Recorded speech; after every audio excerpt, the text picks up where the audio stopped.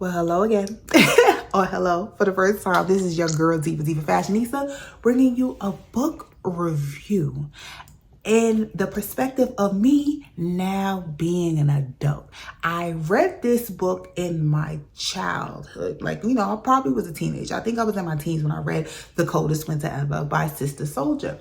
And I loved it. I loved it so much that first night, I could not put it down. I broke night. I remember it was a Sunday morning. I was supposed to be going to church, and I looked up from the book and the birds were chirping and the sun was out, and I was like, oh my gosh, I'm gonna be late for church. But I just could not put it down. And I probably read it probably two more times since then.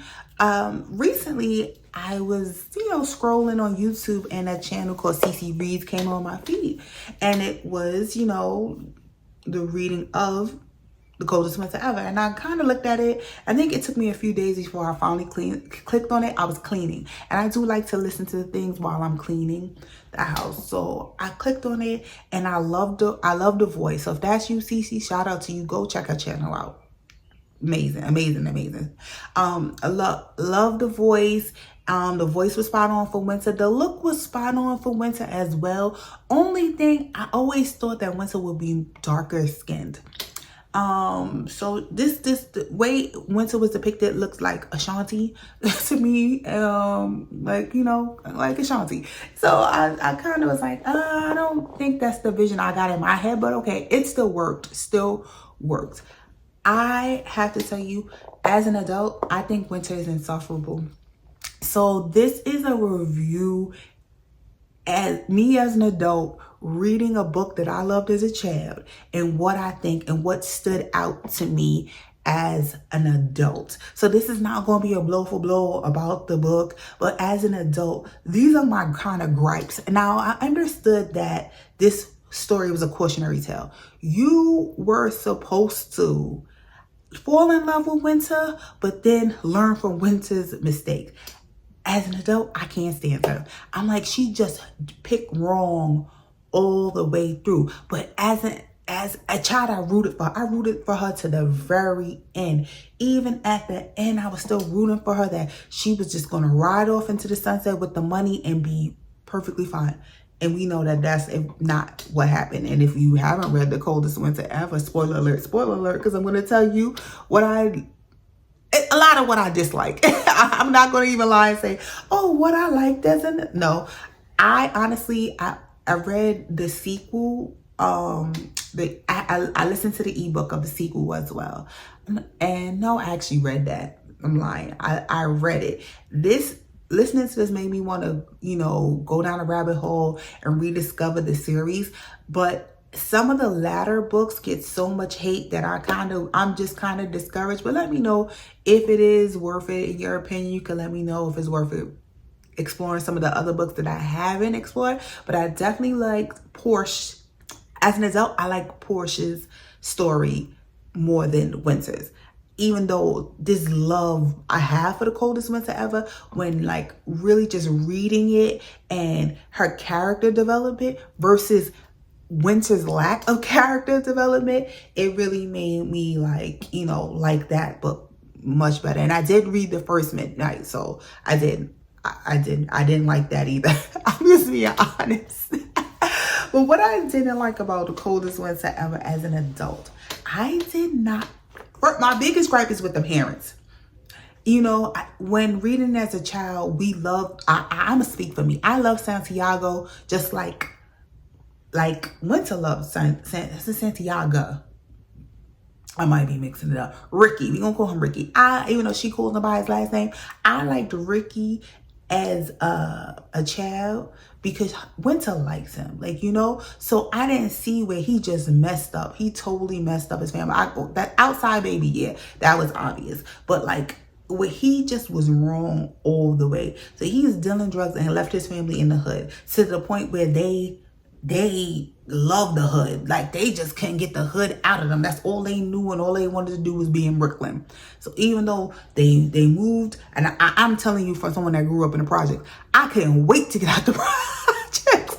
I couldn't wait. I would have never looked back.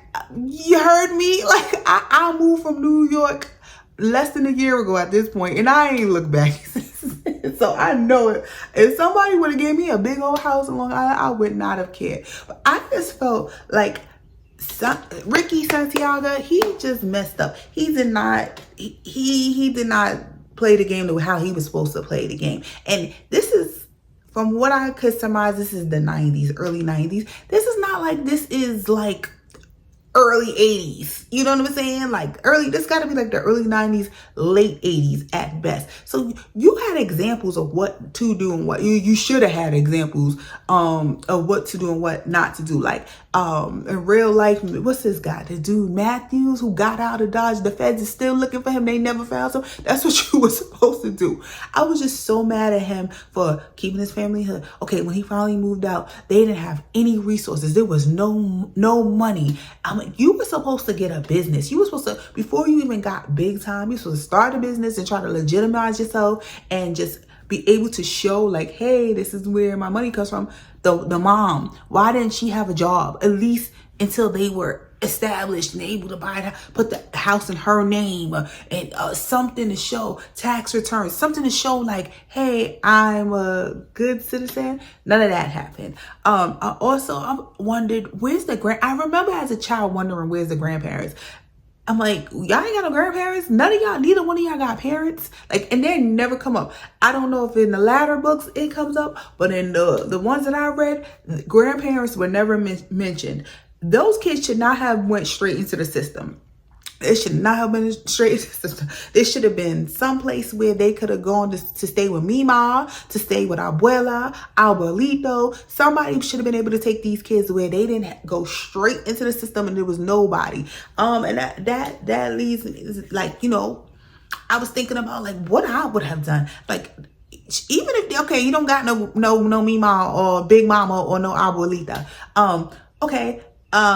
So you don't have an auntie? He didn't have a Tio, somebody where he could have been. I really planned this out in my head. I literally would have been taking my auntie to church every Sunday, and every Sunday I would have had a pocket full of cash, and I would have been stashing some cash in Tia's house, and I would have told her, listen, because you got to know when you dealing drugs, it's one or two. Somebody gonna kill you, you're gonna go to jail. But it's very rarely you're gonna have a long, successful run and then just ride off into the sunset.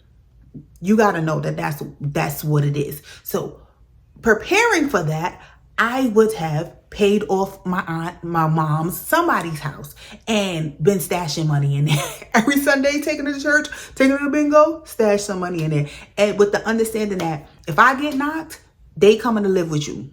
My family will be coming to live with you. You understand this? I understand it. In exchange for me making sure you're straight, my family is straight. They had nowhere to go. I guess the mom got to bounce around for a little while, but it's because she burned the bridges. And speaking of the mom, I just didn't believe that. I think this is beautifully and masterfully written, but Soldier, that's one of my biggest beef. I just did not believe that after her man got arrested for dealing drugs, that she had no choice but to just do crack. Like crack. Out of all the things, she's not even gonna go try to get her another drug dealer, a man. She was not trying to go get somebody else to take care of her. She just did crack. I thought that was just crazy. And she's doing crack. She's so strung out almost immediately after he gets arrested that I'm just like, you can't even get a place for your kids to stay. So when your daughter is running around and just doing whatever, just with whoever, just kids is in the system, they adopted, like that I didn't like. As an adult, I didn't like that. I'm like, she should have been able to get some type of place. And then it just go back to Ricky, like, why do you not have a place? Why is there no place for your family to go? Like, this just was crazy to me. Growing up, I loved Midnight. I loved the character of Midnight. He was just so fine to me in my head. And I was rooting for Winter to get with him. But now as an adult, I'm like, she was 16. They're in New York. She can't even consent. So if he would have got with her, he would have been committing a crime. But as a child, oh my gosh, I wanted her to get with him so bad. When she took the towel off, loved that. Let me know if you agree. Were you rooting for Winter to get with Midnight? One of the things I realized, like, I was so immature, you know, when reading this story, because some of the things that stick out to me now and that resonates with me now was like the letters between Soldier and Midnight that I didn't remember any of that. So I probably just skimmed over that, or like read like so fast through that. I didn't remember that exchange between them. Also, I liked something I did like was when Winter was just walking around just so oblivious, just thinking like her stuff don't stink, and that she could just tell people anything, and just everyone's just so in love with her that she could just come in and do her little Winter razzle dazzle, and everybody just gonna be falling at her feet. And she was talking to Midnight. They met up, and Midnight was telling her, like, listen, like, you think you're so oblivious, you think you have everything figured out, but you don't. And you showing her the paper, like, your dad has been on the paper all this time. Like come on, get out of your little shell. Like, you're not fooling anybody. And that takes me to the friends. As an adult, I had a problem with her friendships. Even though she was grimy, she did some grimy things to her friends, I had a problem with her friendships because I felt like she was never real with them, but they were never real with her. Her real friend, someone, you would think out of her friend group, someone would have said to her, hey, I know what you're going through. If you need a place to stay, you can stay with me. You know, I heard about your dad. I know this must be hard. You know, if you need a shoulder, I'm that shoulder. They just kind of just went along with it. I think like only one person, like there was that Nicole that kind of like told her off, or told her, like, you know, basically put her on blast, but just because it was over a dude. But like no one ever, she was never real with them, and they were never real with her. And you know, that bothered me as an adult. Like, dang, you don't have no one you can find to.